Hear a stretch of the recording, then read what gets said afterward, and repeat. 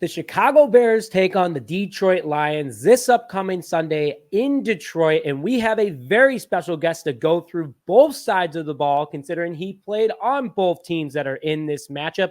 I am happy to bring in good friend and co-host Erik Kramer, the last quarterback to win a game for the Detroit Lions, and frankly, it kind of feels like the last time the Bears won a playoff game. So, Erik, welcome back to the show.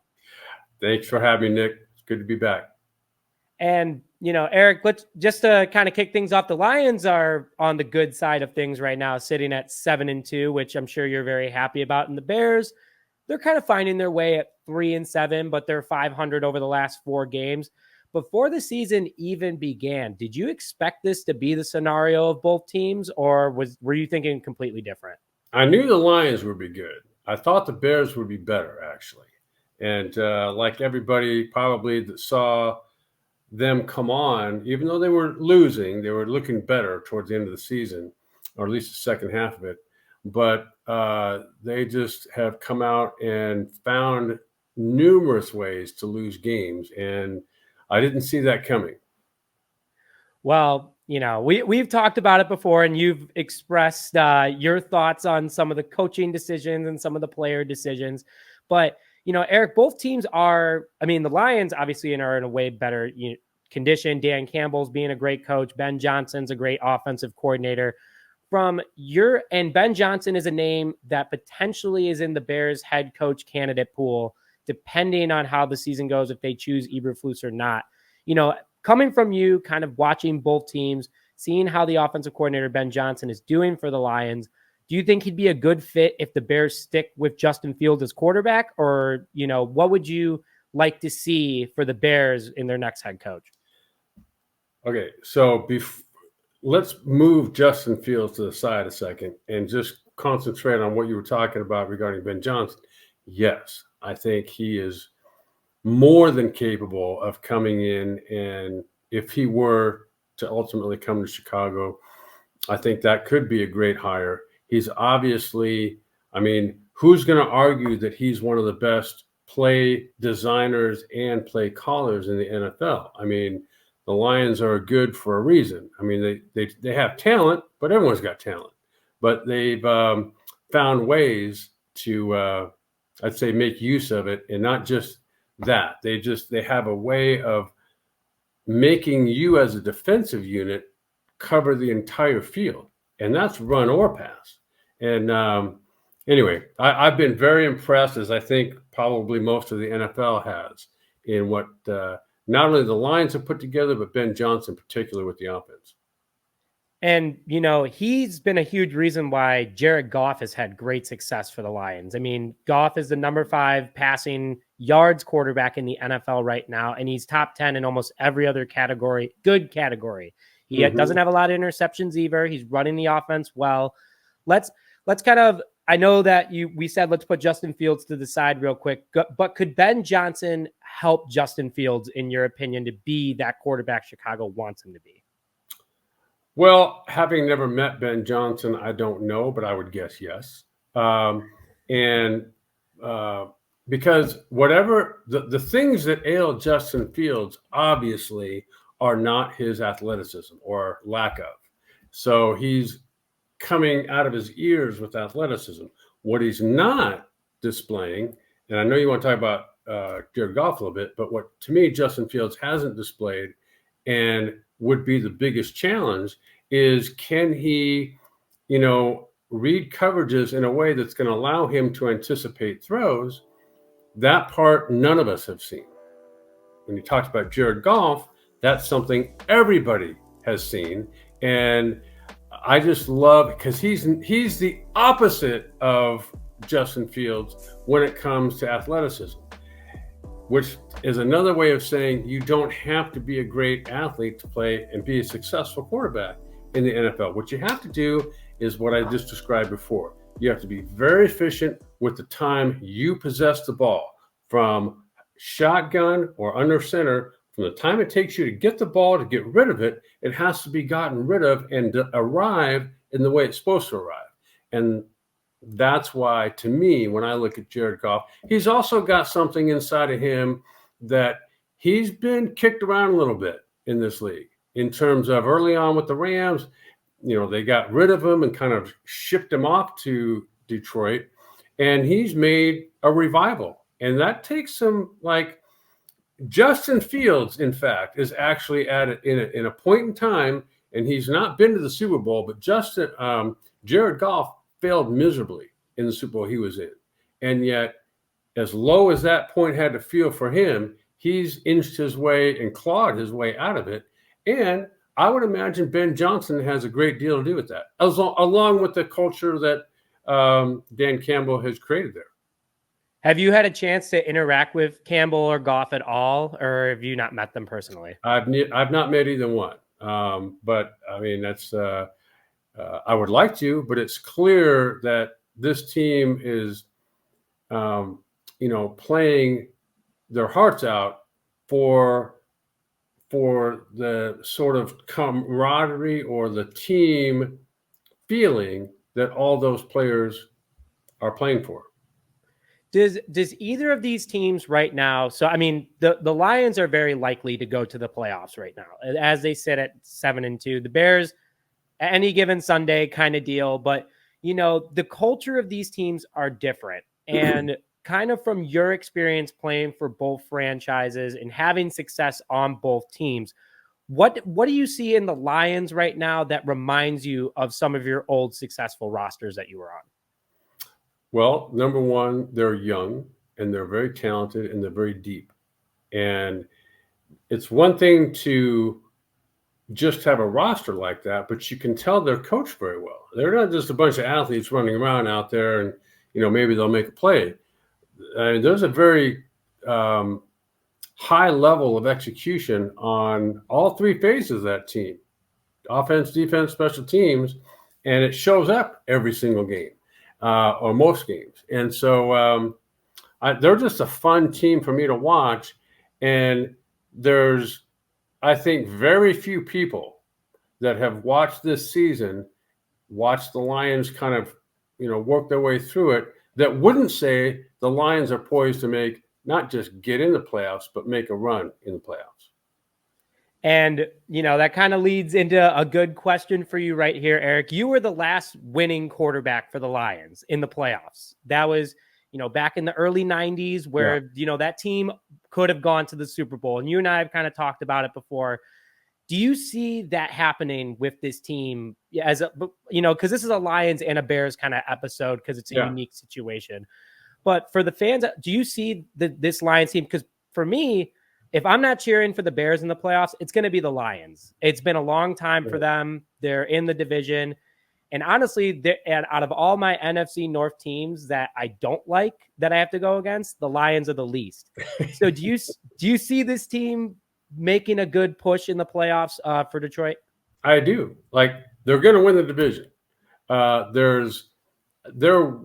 I'm not mistaken, has Philadelphia lost yet? Right? One game? They have lost. Okay, so they're one game in terms of, because in order to get a first round bye now, you have to be the best record in your conference. And so if the Lions were to make that happen, then they get a first round bye. They literally have 2 home playoff games and then a very good chance going to the Super Bowl. I don't know if you've ever been to Detroit right now, but I have this year. Well, I saw the Monday night game that they beat the Raiders, and it was awesome. And not only did they play well, the house was packed. If there were Raider fans in there, you wouldn't have known it. And so I think a lot of things add up for the Lions, who, to me right now, are playing as good or better than anybody in the NFC that I see. And that includes Philadelphia. I'm a little nervous for this upcoming Sunday for Chicago because there is that kind of situation. You said it about Goff, and I'm going to put it over to Justin Fields real quick, is that clawing back. This is Fields' first game in 4 starts that he had the opportunity because of a dislocated thumb that he had going against a very tough Detroit Lions defense on the road in his first game back. And he is the starter for Chicago. And what are your expectations for him entering this game? Is he going to do well, or what are you thinking, Erik? So if you remember back to last year, after that Patriots game, even though they were losing most games, the Bears were playing better right up until they played who? The Detroit. Detroit Lions.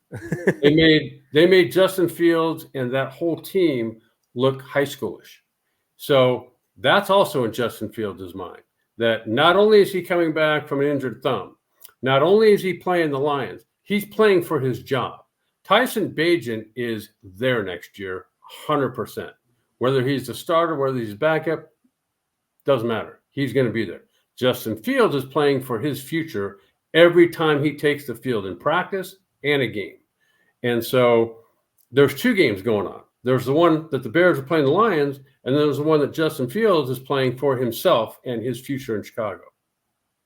Very fair. A lot of people are saying that these next 7 games, including myself, are so important because the Bears still do have the number 1 overall pick, thanks to the Bears' most recent win over the Carolina Panthers.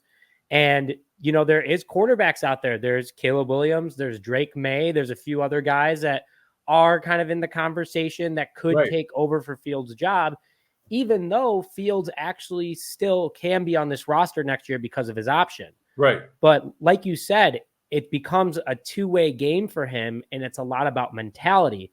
Do you think he can overcome it, or do you think his time in Chicago might be over? If I'm the general manager in Chicago, this decision was made back before the trade deadline. I would have done what I could to trade him then, let Tyson Bagent be the starter, not let him. He's earned his way to be that guy. And then go into the draft. And it's not that they couldn't trade him before the draft now, before the season to end. Someone would actually give up something for him. But personally, when I look at the draft, I do not go with either one of either Caleb Williams or is it Drake May?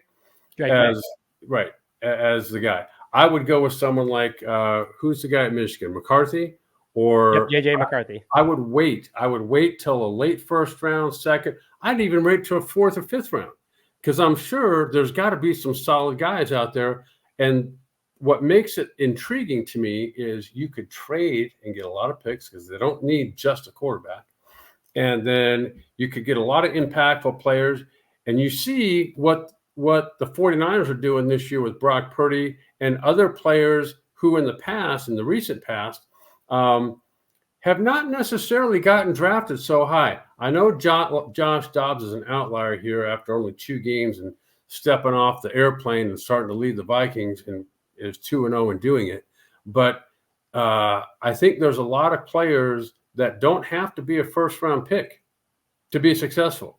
So anyway, that's my idea, is that I think there's too much draft capital you could get for 2 guys that nobody knows everything about them either.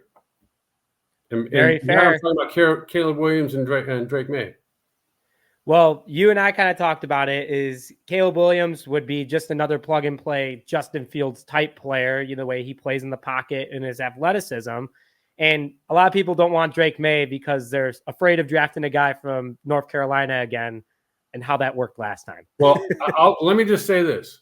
So the school doesn't matter. And I know the correlation you're drawing here to Mr. Trubisky, but I did play against Drake May's dad, Mark May, when he was at Carolina. And they also had Mark and his wife also had another son that was a pretty good basketball player at North Carolina. So that Drake May, I guarantee you, knows how to read deep coverages. Caleb Williams, I guarantee you knows how, because I see it. So I wouldn't draw the comparison to either one of those guys and Justin Fields.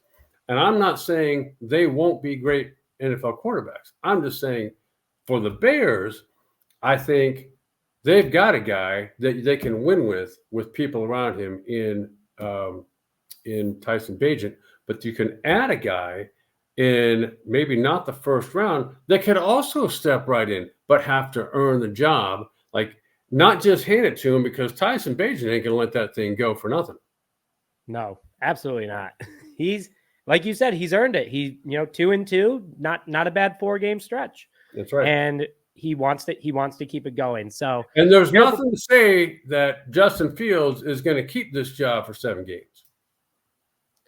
Oh, that's very fair. I and a lot of people don't want to think about that because we have people are diehard Justin Fields fan, and we still do want to give in. He is a Chicago Bear, but hey, it's a business at the end of the day, and if you're not performing, think there can be change, and Bajan has put that out there. I'm just saying you could lose a locker room if you got a guy that's obviously better that's not playing, and everyone's going, and why is that? Very fair. You've been there, you've seen it, and we obviously don't want that to happen, but it's been a roller coaster of the season for the Bears. I mean, we've had equipment stolen, we've had, things go on in Hallis Hall. Quit, fired, whatever. Yeah. It's a mess over at Hallis Hall. And to win 3 games still, no argument. I'll take that. But Erik, before we get into a little bit more about the game, we only got a couple minutes left here. You just released your book, The Ultimate Comeback. Do you want to give everyone a quick little preview about your book and where they can find it? Yeah, thanks. You can find it on Amazon, and it's a compilation of a lot of things, but mostly and I think it has a little something for everybody. But generally speaking, I attempted suicide back in 2015 and fortunately failed. And but in the meantime, a lot of good things have happened. And so there's a lot of part of what led me there was some events that happened that drove me into a depression. Part of the depression came before any of those things even happened while playing. And so I think it's got a lot of, I had an interesting relationship with both my parents. Griffin, who was one of my sons that passed away when he was 18 years old. And so there's some dynamics in there that I think can apply to a lot of people. And some of it's football, some of it's not. But it's all the feedback I've heard is that it's a very good read. And I am first one to say it. I was given the opportunity to have Erik come to my company that I work for 9 to 5. If everyone thinks I do this full time, there's no way. But Erik had the opportunity to come and speak at my company.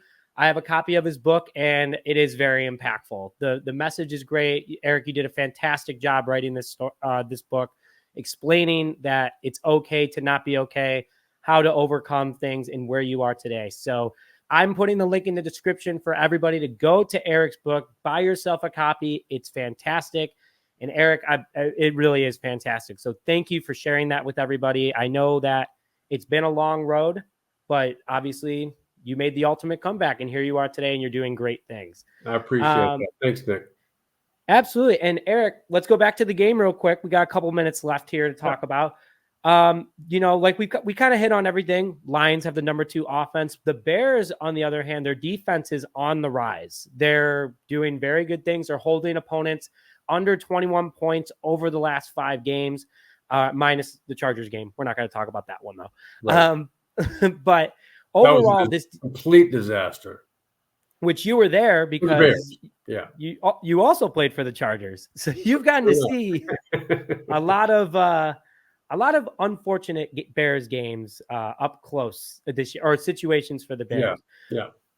But this Lions team, they are talented. They are going to go out there and give a fight. From a Bears perspective, what does Chicago need to do in order to somehow shut down this red-hot Detroit offense? Okay, so they've got to defensively, when it comes to stopping the run, they've got to do a lot of what they've done for the most part this year. And that is push the line of scrimmage back and make some plays in the backfield before the running backs have a chance to get started. Montez Sweat, who came over from the Washington Commanders, even though he hasn't gotten a sack in the last couple of games, he has provided I think a push on that side of the ball where even though he's not getting sacks, other people are. And he's got a lot of pressures, got some hits on the quarterback, and has had that kind of impact I think the Bears have been looking for. And so to make a difference in this game against the Lions, that's where it's going to have to start, is up front. They got to get pressure on the quarterback. They drafted 2 defensive tackles, who have kind of done nothing this year. Javon Dexter and Mims, I can't remember his first name, but it's time. It's time for those guys to start pushing the pocket backwards so that when the edge rushers come around, there's really no place to step up to. And given the fact that Jared Goff is not the most elusive quarterback, this would be the ideal week to start. Hey, I love to hear that because, like you said, Montez Sweat has 10 pressures in 2 games, and he only has 6 practices with the Bears. So the impact is there. I'm surprised he knows his way how to get to the field, which is great.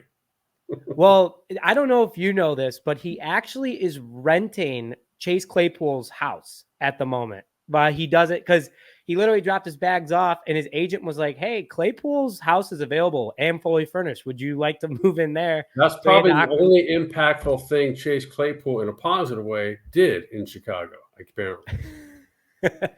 I would have to agree with that. But, you know, he's gone and who knows? He's not really doing much for Miami either. But Erik, I'm going to because we have Lions fans, we have Bears fans that are going to be watching this episode, this has been fantastic. What are your 3 keys to the game for each team to have success? Well, most games are decided on a couple of things. Turnovers, you got to win that turnover battle. So in addition to protecting the ball, you can't create penalties before the ball even gets snapped. So, the key is obviously you got to protect the ball, you got to limit penalties, and you got to take advantage of when you have a chance to strike, take advantage of it and make it pay off with 7 points, not 3.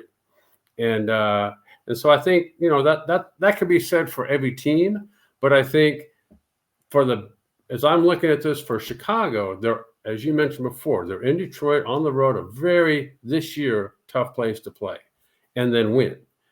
For a visiting team. So I think the Bears have to do everything right. They can't come up short. When it's 3rd and 3, they've got to make 4. They've got to check the ball down. If it's Justin Fields, you got to get first downs with checkdowns. You got to keep drives moving, and those drives have to finish off with a touchdown. And so you can't have the quick pick 6 or a fumble that gets picked up and returned or a blocked punt or blocked field goal if you're the Bears. Conversely, the Lions haven't been doing that all year anyway. So I guess I'm speaking primarily for the Bears in that they're a massive underdog and, you know, they've got to come off the bus and not do anything wrong until they get back on the bus when they go home. Well, I mean, like, this is Detroit's game to lose because the Bears, like you said, massive underdogs entering Detroit, a tough one. Yeah, Erik, as much as it hurts to hear, I know what you're going to lean towards as the winner, but I got to know what's going to be the damage on the scoreboard for the Lions this upcoming Sunday. You mean how many points are the Lions going to score? How many points are the Lions going to score and how many points are the Bears going to score? All right. Well, I don't see the Bears holding the Lions under 35. And I don't see the Bears scoring anywhere near 35. So my thought is, you know, the Lions will probably win this game 41-24. That's not as bad as I thought you were going to. I was waiting for 41-10. I'll take 24 points though. I'll take it. Now those 24 points aren't necessarily going to come on offense. So that's true. You know, but some way, I don't care if they have to onside kick one or get a punt, kickoff return somehow for a touchdown. Something has got to happen outside of the norm for the Bears offensively to keep up with the Lions. It's going to be a tough battle, but we do have Nate Davis back. I'm speaking for the Bears. We do have Nate Davis back. Yep. We do have Khalil Herbert back. And we have Justin Fields back, which that can go either way, kind of like we were talking about earlier. So we'll see how the game goes. But, you know, Erik, 41-24 Lions. I think that's a fair assumption with how this team's been doing, but any given Sunday. But Erik, thanks for coming on as always. It was a ton of fun, a very interesting preview. And we have the Bears and Lions in a couple weeks here again. So hopefully we'll try to get you on again and we'll be able to go off the first chapter of this season's matchup. But Erik, thanks for coming on again, as always. My pleasure. Thanks, Nick. Absolutely. And thank you for tuning in to this episode of Just Another Year Chicago with my special guest, Erik Kramer. We'll see you guys this Sunday after the Bears-Lion game. Make sure to stay tuned for that. But with that, thank you again for tuning in, and bear down.